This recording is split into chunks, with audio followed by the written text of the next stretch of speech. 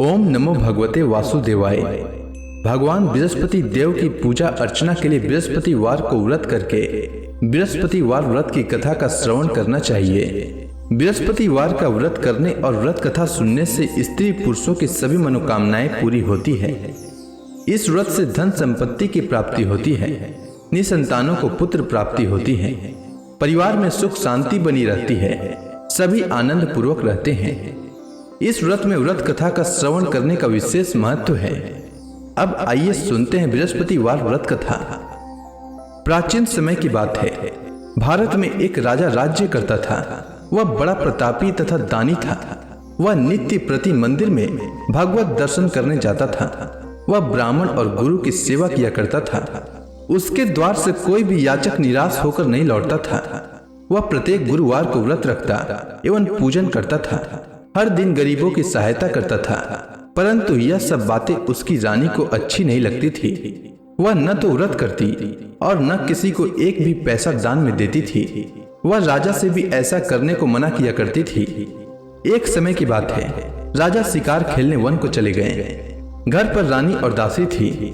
उस समय गुरु बृहस्पति साधु का रूप धारण कर राजा के दरवाजे पर भिक्षा मांगने आए। साधु ने रानी से भिक्षा मांगी तो वह कहने लगी, हे साधु महाराज, मैं इस दान और पुण्य से तंग आ चुकी हूँ। इस कार्य के लिए तो मेरे पति देव ही बहुत हैं। अब आप ऐसी कृपा करें कि सारा धन नष्ट हो जाए तथा मैं आराम से रह सकूं। साधु रूपी बृहस्पति देव ने कहा, हे देवी, तुम बड़ी विचित्र हो। संतान और धन से कोई दुखी नहीं होता है, इसको सभी चाहते हैं। पापी भी पुत्र और धन की इच्छा करता है। अगर तुम्हारे पास धन अधिक है तो भूखे मनुष्यों को भोजन कराओ, प्याऊ लगाओ, ब्राह्मणों को दान दो, धर्मशालाएं बनवाओ, कुआं, तालाब, बावड़ी, बाग, बगीचे आदि का निर्माण कराओ तथा निर्धनों की कुंवारी कन्याओं का विवाह कराओ, साथ ही यज्ञ आदि करो। इस प्रकार के कर्मों से आपके कुल का और आपका नाम परलोक में सार्थक होगा एवं स्वर्ग की प्राप्ति होगी। परंतु रानी साधु की इन बातों से खुश नहीं हुई। उसने कहा, हे साधु महाराज, मुझे ऐसे धन की आवश्यकता नहीं जिसको मैं अन्य लोगों को दान दूं तथा जिसको रखने और संभालने में ही मेरा सारा समय नष्ट हो जाए। साधु ने कहा, हे देवी, यदि तुम्हारी ऐसी इच्छा है तो जैसा मैं तुम्हें बताता हूं तुम वैसा ही करना। बृहस्पतिवार के दिन घर को गोबर से लिपना, अपने केसों को पीली मिट्टी से धोना, केसों को धोते समय स्नान करना, राजा से कहना वह हजामत करवाए, भोजन में मांस मदिरा खाना, कपड़ा धोबी के यहाँ धुलने देना। इस प्रकार 7 बृहस्पतिवार करने से तुम्हारा धन नष्ट हो जाएगा। यह कहकर साधु महाराज रूपी बृहस्पति देव अंतर ध्यान हो गए। रानी ने साधु के कहने के अनुसार 7 बृहस्पतिवार तक वैसा ही करने का विचार किया। साधु के बताए अनुसार कार्य करते हुए केवल 3 बृहस्पतिवार ही बीते थे कि उसकी समस्त धन संपत्ति नष्ट हो गई। भोजन के लिए दोनों समय परिवार तरसने लगा तथा सांसारिक भोगों से दुखी रहने लगा। तब वह राजा रानी से कहने लगा कि हे रानी, तुम यहाँ पर रहो, मैं दूसरे देश को जाता हूँ, क्योंकि यहाँ पर मुझे सभी मनुष्य जानते हैं, इसलिए मैं यहाँ कोई कार्य नहीं कर सकता। मैं अब परदेश जा रहा हूँ, वहां कोई काम धंधा करूंगा, शायद हमारे भाग्य बदल जाए। ऐसा कहकर राजा परदेश चला गया। वह वहां जंगल से लकड़ी काट कर लाता और शहर में बेचता। इस तरह जीवन व्यतीत करने लगा। इधर राजा के बिना रानी और दासियां दुखी रहने लगी। किसी दिन भोजन मिलता और किसी दिन जल पीकर ही रह जाती। एक समय रानी और दासियों को 7 दिन बिना भोजन के व्यतीत करना पड़ा। तो रानी ने अपने दासी से कहा, हे दासी, यहाँ पास के ही नगर में मेरी बहन रहती है, वह बड़ी धनवान है, तू उसके पास जा और वहां से 5 सेर बेझर मांग कर ले आ, जिससे कुछ समय के लिए गुजर हो जाए। दासी रानी की बहन के पास गई। रानी की बहन उस समय पूजा कर रही थी। बृहस्पतिवार का दिन था। दासी ने रानी की बहन से कहा, हे रानी, मुझे आपकी बहन ने भेजा है, मुझे 5 सेर बेझर दे दो। दासी ने यह बात अनेक बार कही, परंतु रानी की बहन ने कोई उत्तर नहीं दिया, क्योंकि वह उस समय बृहस्पतिवार की कथा सुन रही थी। जब दासी को रानी की बहन से कोई उत्तर नहीं मिला तो वह बहुत दुखी हुई। उसे क्रोध भी आया। वह लौटकर रानी से बोली, हे रानी, आपकी बहन बहुत ही धनी स्त्री है, वह छोटे लोगों से बात भी नहीं करती। मैंने उससे कहा तो उसने कोई उत्तर नहीं दिया। मैं वापस चली आई। रानी बोली, हे दासी, इसमें उसका कोई दोष नहीं है। जब बुरे दिन आते हैं तब कोई सहारा नहीं देता। अच्छे बुरे का पता विपत्ति में ही लगता है। जो ईश्वर की इच्छा होगी वही होगा। यह सब हमारे भाग्य का दोष है। उधर रानी की बहन ने सोचा कि मेरी बहन की दासी आई थी, परंतु मैं उससे नहीं बोली। इससे वह बहुत दुखी हुई होगी। अतः कथा सुन और भगवान विष्णु का पूजन समाप्त कर वह अपनी बहन के घर आई और कहने लगी, हे बहन, मैं बृहस्पतिवार का व्रत कर रही थी। तुम्हारी दासी हमारे घर आई थी, परंतु जब तक कथा होती है तब तक हम लोग न उठते हैं और न बोलते हैं, इसलिए मैं नहीं बोली। कहो दासी क्यों आई थी? रानी बोली, बहन, हमारे घर अनाज नहीं था। वैसे तुमसे कोई बात छिपी नहीं है। इस कारण मैंने दासी को तुम्हारे पास 5 सिर भेजर लेने के लिए भेजा था। रानी की बहन बोली, बहन देखो, बृहस्पति भगवान सबकी मनोकामना पूर्ण करते हैं।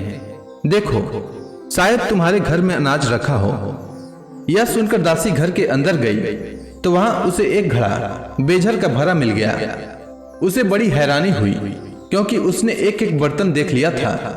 उसने बाहर आकर रानी को बताया। दासी अपनी रानी से कहने लगी, हे रानी, देखो, वैसे हमको जब अन्न नहीं मिलता तो हम रोज ही व्रत करते हैं। अगर इनसे व्रत की विधि और कथा पूछ ली जाए तो उसे हम भी किया करेंगे। दासी के कहने पर रानी ने अपनी बहन से बृहस्पतिवार व्रत के बारे में पूछा।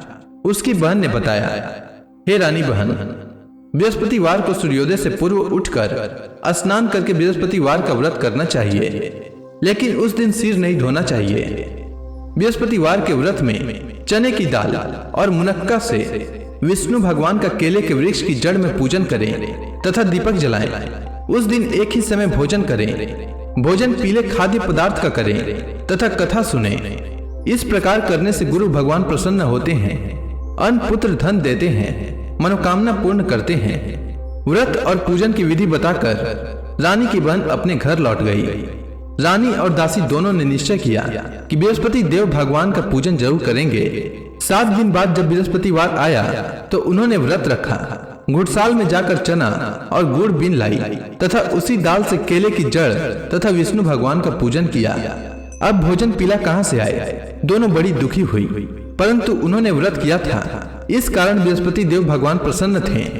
एक साधारण व्यक्ति के रूप में वे 2 थालों में सुंदर पीला भोजन लेकर आए और दासी को देकर बोले, हे दासी, यह भोजन तुम्हारे और रानी के लिए है, तुम दोनों करना। दासी भोजन पाकर बड़ी प्रसन्न हुई और रानी से बोली, रानी जी, भोजन कर लो। रानी को भोजन आने के बारे में कुछ पता नहीं था, इसलिए वह दासी से बोली, जा तू ही भोजन कर, क्योंकि तू हमारी व्यर्थ में हंसी उड़ाती है। दासी बोली, एक व्यक्ति भोजन दे गया है। रानी कहने लगी, वह भोजन तेरे लिए दे गया है, तू ही भोजन कर। दासी ने कहा, वह व्यक्ति हम दोनों के लिए 2 थालों में भोजन दे गया है, इसलिए मैं और आप दोनों ही साथ साथ भोजन करेंगी। दोनों ने गुरु भगवान को नमस्कार कर भोजन प्रारंभ किया। उसके बाद से वे प्रत्येक बृहस्पतिवार को गुरु भगवान का व्रत और पूजन करने लगी। बृहस्पति भगवान की कृपा से उनके पास धन हो गया, परंतु रानी फिर से पहले की ही तरह आलस्य करने लगी। तब दासी बोली, देखो रानी, तुम पहले भी इस प्रकार आलस्य करती थी। तुम्हें धन के रखने में कष्ट होता था, इस कारण सभी धन नष्ट हो गया। अब गुरु भगवान की कृपा से धन मिला है तो फिर तुम्हें आलस्य होता है। बड़ी मुसीबतों के बाद हमने यह धन पाया है, इसलिए हमें दान पुण्य करना चाहिए। तुम भूखे मनुष्यों को भोजन कराओ, प्याऊ लगवाओ, ब्राह्मणों को दान दो, कुआं तालाब बावड़ी आदि का निर्माण कराओ, मंदिर पाठशाला बनवाकर दान दो, कुंवारी कन्याओं का विवाह करवाओ। धन को शुभ कार्यों में खर्च करो, जिससे तुम्हारे कुल का यश बढ़े तथा स्वर्ग प्राप्त हो और पितृ प्रसन्न हो। दासी की बात मानकर रानी ने इसी प्रकार के कर्म करने प्रारंभ किए, जिससे उनका काफी यश फैलने लगा। एक दिन रानी और दासी आपस में विचार करने लगी कि न जाने राजा किस दशा में होंगे, उनकी कोई खोज खबर नहीं है। गुरु भगवान से उन्होंने प्रार्थना की और भगवान ने रात्रि में राजा को स्वप्न में कहा, हे राजा, उठ, तेरी रानी तुझको याद करती है, अब अपने देश को लौट जा। राजा प्रातः काल उठकर जंगल से लकड़ियां काट कर लाने के लिए जंगल की ओर चल पड़ा। जंगल से गुजरते ही वह सोचने लगा, रानी की गलती से उसे कितने दुख भोगने पड़े। राजपाट छोड़कर उसे जंगल में आकर रहना पड़ा। जंगल से लकड़ियां काटकर उन्हें बेचकर गुजारा करना पड़ा। उसी समय उस जंगल में बृहस्पति देव एक साधु का रूप धारण कर आए और राजा के पास आकर बोले, हे लकड़हारे, तुम इस सुनसान जंगल में किस चिंता में बैठे हो, मुझे बतलाओ। यह सुनकर राजा के नेत्रों में जल भर आया और साधु की वंदना कर बोले, हे प्रभु, आप सब कुछ जानने वाले हैं। इतना कहकर राजा ने साधु को अपनी संपूर्ण कहानी सुना दी। महात्मा दयालु होते हैं। वे राजा से बोले, हे राजा, तुम्हारी पत्नी ने बृहस्पति देव के प्रति अपराध किया था, जिसके कारण तुम्हारी यह दशा हुई है। अब तुम किसी प्रकार की चिंता मत करो, भगवान तुम्हें पहले से अधिक धन देंगे। देखो, तुम्हारी पत्नी ने बृहस्पतिवार का व्रत प्रारंभ कर दिया है। अब तुम भी बृहस्पतिवार का व्रत करके चने की दाल व गुड़ जल के लोटे में डालकर केले का पूजन करो, फिर कथा सुनो। भगवान तुम्हारी सब मनोकामनाओं को पूर्ण करेंगे। साधु को प्रसन्न देखकर राजा बोला, हे प्रभु, मुझे लकड़ी बेचकर इतना पैसा भी नहीं बचता जिससे भोजन करने के उपरांत कुछ बचा सकूं। मैंने रात्रि में अपनी रानी को व्याकुल देखा है। मेरे पास कोई साधन नहीं जिससे समाचार जान सकूं। फिर मैं बृहस्पति देव की क्या कहानी सुनूं? मुझको तो कुछ भी मालूम नहीं है। साधु ने कहा, हे राजा, तुम किसी बात की चिंता मत करो। बृहस्पतिवार के दिन तुम रोजाना की तरह लकड़ियां लेकर शहर में जाओ। तुम्हें रोज से दुगना धन प्राप्त होगा, जिससे तुम भली भांति भोजन कर लोगे तथा बृहस्पति देव की पूजा का सामान भी आ जाएगा। बृहस्पति देव की कथा इस प्रकार है, सुनो। प्राचीन काल में एक बहुत ही निर्धन ब्राह्मण था। उसकी कोई संतान नहीं थी। वह नित्य पूजा पाठ करता, परंतु उसकी स्त्री बहुत मलिनता के साथ रहती थी। वह स्नान न करती और न किसी देवता का पूजन करती। प्रातःकाल उठते ही सर्वप्रथम भोजन करती, बाद में कोई अन्य कार्य करती। ब्राह्मण देवता बहुत दुखी रहते थे। पत्नी को बहुत समझाते, किंतु उसका कोई परिणाम न निकलता। भगवान की कृपा से ब्राह्मण की स्त्री को कन्या उत्पन्न हुई। वह कन्या अपने पिता के घर में बड़ी होने लगी। वह बालिका प्रातः स्नान करके भगवान विष्णु का जप करती। वह बचपन से ही बृहस्पतिवार का व्रत भी करने लगी। पूजा पाठ समाप्त कर विद्यालय जाती तो अपनी मुट्ठी में जौ भर कर ले जाती और पाठशाला जाने के मार्ग में डालती जाती।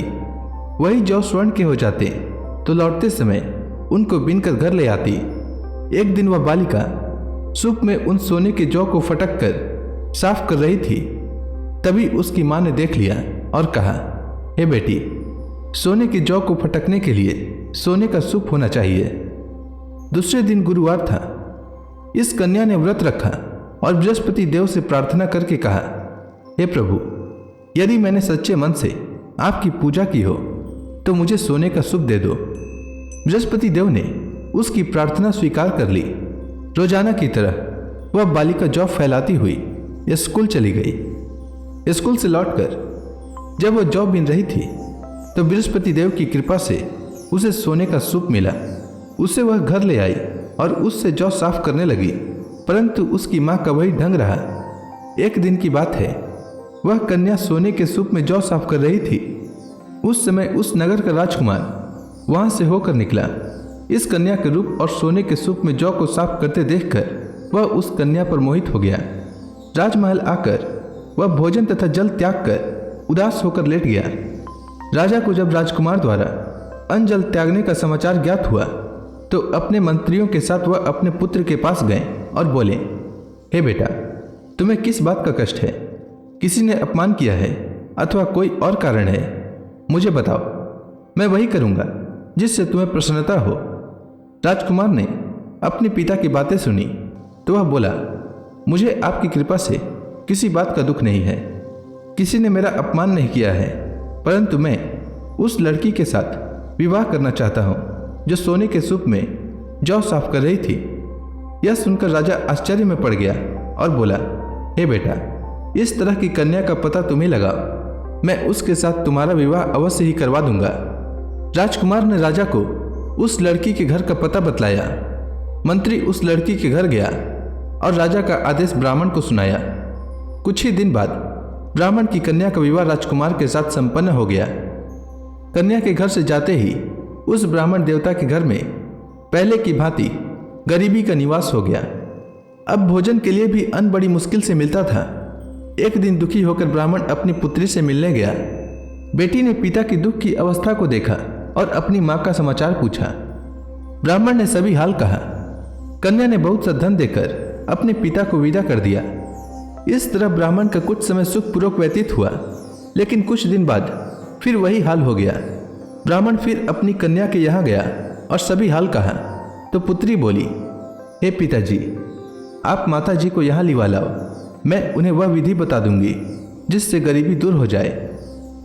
ब्राह्मण देवता अपनी स्त्री को साथ लेकर अपनी पुत्री के पास राजमहल पहुंचे तो पुत्री अपनी माँ को समझाने लगी, हे माँ, तुम प्रातःकाल उठकर प्रथम स्नान आदि करके विष्णु भगवान का पूजन करो तो सब दरिद्रता दूर हो जाएगी। परंतु उसकी माँ ने उसकी एक बात नहीं मानी। वह प्रातःकाल उठकर अपनी पुत्री का बचा जूठन खा लेती थी। एक दिन उसकी पुत्री को बहुत गुस्सा आया।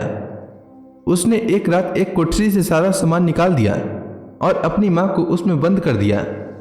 प्रातः उसमें से उसे निकाला तो स्नान आदि करा के पूजा पाठ करवाया तो उसकी माँ की बुद्धि ठीक हो गई। इसके बाद वह नियम से पूजा पाठ करती और प्रत्येक बृहस्पतिवार को व्रत रखने लगी। इस व्रत के प्रभाव से उसकी माँ भी बहुत धनवान हो गई और बृहस्पति देवता के प्रभाव से स्वर्ग को गई। वह ब्राह्मण भी सुखपूर्वक इस लोक का सुख भोग कर स्वर्ग को प्राप्त हुआ। इस तरह कहानी कहकर साधु देवता वहां से लोप हो गए। धीरे धीरे समय व्यतीत होने पर फिर बृहस्पतिवार का दिन आया। राजा जंगल से लकड़ी काटकर किसी शहर में बेचने गया। उसे उस दिन और दिनों से अधिक धन मिला। राजा ने चना गुड़ आदि लाकर बृहस्पतिवार का व्रत किया। उस दिन से उसके सभी क्लेश दूर हो गए। परंतु जब अगला गुरुवार का दिन आया तो वह बृहस्पतिवार का व्रत करना भूल गया। इस कारण बृहस्पति भगवान नाराज हो गए। उस दिन उस नगर के राजा ने विशाल यज्ञ का आयोजन किया तथा अपने समस्त राज्य में घोषणा करवा दी कि कोई भी मनुष्य अपने घर में भोजन न बनाए तथा आग भी न जलाए। समस्त लोग मेरे यहाँ भोजन करने आवे। इस आज्ञा को जो न मानेगा उसको फांसी की सजा दी जाएगी। राजा की आज्ञानुसार राज्य के सभी वासी राजा के भोज में सम्मिलित हुए, लेकिन लकड़हारा कुछ देर से पहुंचा, इसलिए राजा उसको अपने साथ महल में ले गए। जब राजा लकड़हारे को भोजन करा रहे थे तो रानी की दृष्टि उस खुटी पर पड़ी जिस पर उसका हार लटका हुआ था। उसे हार खुटी पर लटका दिखाई नहीं दिया। रानी को निश्चय हो गया कि मेरा हार इसी लकड़हारे ने चुरा लिया है। उसी समय सैनिक बुलवाकर उसको जेल में डलवा दिया। जब लकड़हारा जेल खाने में गया तो बहुत दुखी होकर विचार करने लगा कि न जाने कौन से पूर्व जन्म के कर्म से मुझे यह दुख प्राप्त हुआ है, और उसी साधु को याद करने लगा जो जंगल में मिला था। तत्काल बृहस्पति देव साधु के रूप में प्रकट हो गए और उसकी दशा को देखकर कहने लगे, अरे मूर्ख, तूने बृहस्पति देवता की कथा नहीं कही, इसी कारण तुझे दुख प्राप्त हुआ है। अब चिंता मत कर। बृहस्पतिवार के दिन जेल खाने के दरवाजे पर 4 पैसे पड़े मिलेंगे। उनसे तू बृहस्पति देव की पूजा करना तो तेरे सभी कष्ट दूर हो जाएंगे। अगले बृहस्पतिवार उसे जेल के द्वार पर 4 पैसे मिले। राजा ने पूजा का सामान मंगवाकर कथा कही और प्रसाद बांटा। उसी रात्रि को बृहस्पति देव ने उस नगर के राजा को स्वप्न में कहा, हे राजा, तूने जिस आदमी को जेल खाने में बंद कर दिया है वह निर्दोष है, वह राजा है, उसे छोड़ देना। रानी का हार उसी खुटी पर लटका हुआ है। अगर तू ऐसा नहीं करेगा तो मैं तेरे राज्य को नष्ट कर दूंगा। राजा प्रातःकाल उठा और खुटी पर हार टंगा देखकर लकड़हारे को बुलाकर क्षमा मांगी तथा राजा के योग्य सुंदर वस्त्र आभूषण भेंट कर उसे विदा किया। गुरुदेव की आज्ञानुसार राजा अपने नगर को चल दिया। राजा जब नगर के निकट पहुंचा तो उसे बड़ा ही आश्चर्य हुआ। नगर में पहले से अधिक बाग, तालाब और कुएं तथा बहुत सी धर्मशालाएं, मंदिर आदि बने हुए थे। राजा ने पूछा कि यह किसका बाग और धर्मशाला है। तब नगर के सब लोग कहने लगे कि यह सब रानी और दासी द्वारा बनाए गए हैं। राजा को आश्चर्य हुआ और गुस्सा भी आया। जब रानी ने खबर सुनी कि राजा आ रहे हैं तो उसने अपनी दासी से कहा, हे दासी, देख, राजा हमको कितनी बुरी हालत में छोड़ गए थे। वह हमारी ऐसी हालत देखकर लौट न जाएं, इसलिए तू दरवाजे पर खड़ी हो जा। रानी की आज्ञा अनुसार दासी दरवाजे पर खड़ी हो गई। जब राजा आए तो उन्हें अपने साथ महल में लिवा लाई। तब राजा ने क्रोध करके अपनी तलवार निकाली और पूछने लगा, बताओ, यह धन तुम्हें कैसे प्राप्त हुआ है? तब रानी ने बताया, हमें यह सब धन बृहस्पति देव के व्रत के प्रभाव से प्राप्त हुआ है। राजा ने तब निश्चय किया कि 7 रोज बाद तो सभी बृहस्पति देव का पूजन करते हैं, परंतु मैं रोजाना दिन में 3 बार कथा कहा करूंगा तथा रोज व्रत किया करूंगा। अब हर समय राजा के दुपट्टे में चने की दाल बंधी रहती तथा दिन में 3 बार कथा कहता। एक रोज राजा ने विचार किया कि चलो अपनी बहन के यहाँ हो आवे। इस तरह का निश्चय कर राजा घोड़े पर सवार हो अपनी बहन के यहाँ चल दिया। मार्ग में उसने देखा कि कुछ आदमी एक मुर्दे को लिए जा रहे हैं। उन्हें रोककर राजा कहने लगा, अरे भाइयों, मेरी बृहस्पतिवार की कथा सुन लो। वे बोले, लो, हमारा तो आदमी मर गया है, इसको अपनी कथा की पड़ी है। परंतु कुछ आदमी बोले, अच्छा कहो, हम तुम्हारी कथा भी सुनेंगे। राजा ने दाल निकाली और कथा कहनी शुरू कर दी। जब कथा आधी हुई तो मुर्दा हिलने लगा और जब कथा समाप्त हुई तो राम राम करते हुए वह मुर्दा खड़ा हो गया। राजा आगे बढ़ा। उसे चलते चलते शाम हो गई। आगे मार्ग में उसे एक किसान खेत में हल चलाता मिला। राजा उससे बोला, अरे भैया, तुम मेरी बृहस्पतिवार की कथा सुन लो। किसान बोला, जब तक मैं तेरी कथा सुनूंगा तब तक 4 हरया जोत लूंगा। जा अपनी कथा किसी और को सुनाना। राजा आगे चलने लगा। राजा के हटते ही बैल पछाड़ खाकर गिर गए तथा किसान के पेट में बहुत जोर से दर्द होने लगा। उसी समय किसान की पत्नी रोटी लेकर आई। उसने जब यह देखा तब हाल पूछा। बुढ़िया दौड़ी दौड़ी उस घुड़सवार के पास गई और उससे बोली, मैं तेरी कथा सुनूंगी, तू अपनी कथा मेरे खेत पर ही चलकर कहना। राजा ने लौटकर बुढ़िया के खेत पर जाकर कथा कही, जिसके सुनते ही बैल खड़े हो गए तथा किसान के पेट का दर्द भी बंद हो गया। राजा अपनी बहन के घर पहुंच गया। बहन ने भाई की खूब मेहमानी की।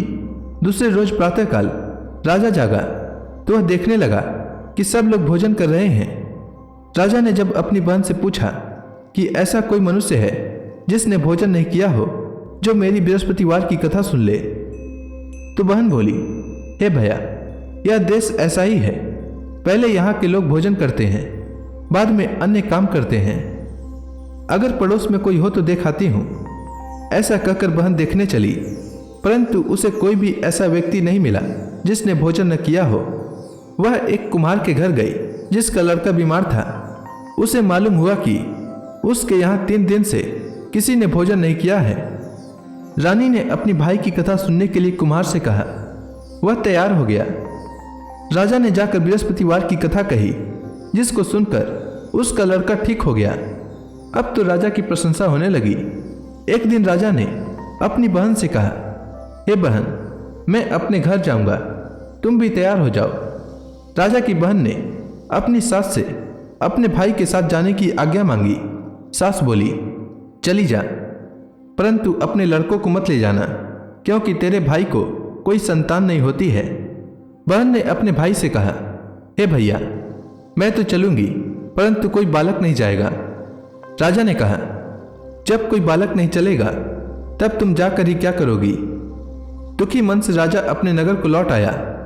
राजा ने अपनी रानी से कहा, हम निसंतान हैं, इसलिए कोई हमारे घर आना पसंद नहीं करता। इतना कह वह बिना भोजन आदि किए शैया पर लेट गया। रानी बोली, हे प्रभु, बृहस्पति देव ने हमें सब कुछ दिया है, वे हमें संतान भी अवश्य देंगे। उसी रात बृहस्पति देव ने राजा को स्वप्न में कहा, हे राजा, उठ, सभी सोच त्याग दे, तेरी रानी गर्भवती है। राजा को यह जानकर बड़ी खुशी हुई। 9वें महीने रानी के गर्भ से एक सुंदर पुत्र पैदा हुआ। जब राजा की बहन ने यह शुभ समाचार सुना तो वह बहुत खुश हुई तथा बधाई लेकर अपने भाई के यहाँ आई। तभी रानी ने कहा, घोड़ा चढ़कर नहीं आई, गधा चढ़ी आई। रानी की बहन बोली, भाई मैं इस प्रकार न कहती तो तुम्हें औलाद कैसे मिलती। बृहस्पति देव ऐसे ही हैं, जिसके मन में जो कामनाएं रहती है सभी को पूर्ण करते हैं। जो सद्भावना पूर्वक बृहस्पतिवार का व्रत करता है एवं यह कथा पढ़ता है अथवा सुनता है और दूसरों को सुनाता है, बृहस्पति देव उसकी सभी मनोकामना पूर्ण करते हैं। बृहस्पति देव उनकी सदैव रक्षा करते हैं। जो संसार में सद्भावना व सच्चे हृदय से बृहस्पति देव का पूजन करते हैं, उनकी सभी मनोकामनाएं उसी प्रकार पूर्ण होती है जैसे रानी और राजा ने बृहस्पति देव की कथा का गुणगान किया। उनकी सभी इच्छाएं बृहस्पति देव ने पूर्ण की। मनुष्य को हृदय से उनका मनन करते हुए जयकारा करना चाहिए। तो प्रेम से बोलिए, बृहस्पति देव की जय, विष्णु भगवान की जय, समस्त देवी देवताओं की जय। अब आप सभी भक्तगण हाथ जोड़कर भगवान श्री हरि का ध्यान करें। आरती होने वाली है। ओम जय जगदीश हरे, स्वामी जय जगदीश हरे। भक्त जनों के संकट, भक्त जनों के संकट क्षण में दूर करे। ओम जय जगदीश हरे। जो ध्यावे फल पावे, दुख बिन से मन का, सुख संपत्ति घर आवे, कष्ट मिटे तन का। ओम जय जगदीश हरे। मात पिता तुम मेरे, शरण गहूँ मैं किसकी, प्रभु शरण गहूँ मैं किसकी। तुम बिन और न दूजा, तुम बिन और न दूजा, आस करूँ मैं किसकी। ओम जय जगदीश हरे। तुम पूरन परमात्मा, तुम अंतर्यामी, प्रभु तुम अंतर्यामी। पार ब्रह्म परमेश्वर, तुम सबके स्वामी। ओम जय जगदीश हरे। तुम करुणा के सागर, तुम पालन करता, प्रभु तुम पालन करता। मैं मूरख खल कामी, मैं मूरख खल कामी, कृपा करो भरता। ओम जय जगदीश हरे। तुम हो एक अगोचर, सबके प्राणपति, प्रभु सबके प्राणपति। किस विधि मिलूं दया मैं, किसी विधि मिलूं दया मैं, तुमको मैं कुमति। ओम जय जगदीश हरे। दीन बंधु दुख हरता, तुम रक्षक मेरे, प्रभु तुम रक्षक मेरे। अपने हाथ उठाओ, अपने हाथ उठाओ, द्वार पड़ा तेरे। ओम जय जगदीश हरे। विषय विकार मिटाओ, पाप हरो देवा, प्रभु पाप हरो देवा। श्रद्धा भक्ति बढ़ाओ, सनातन की सेवा। ओम जय जगदीश हरे। तन मन धन सब तेरा, स्वामी सब कुछ है तेरा, स्वामी सब कुछ है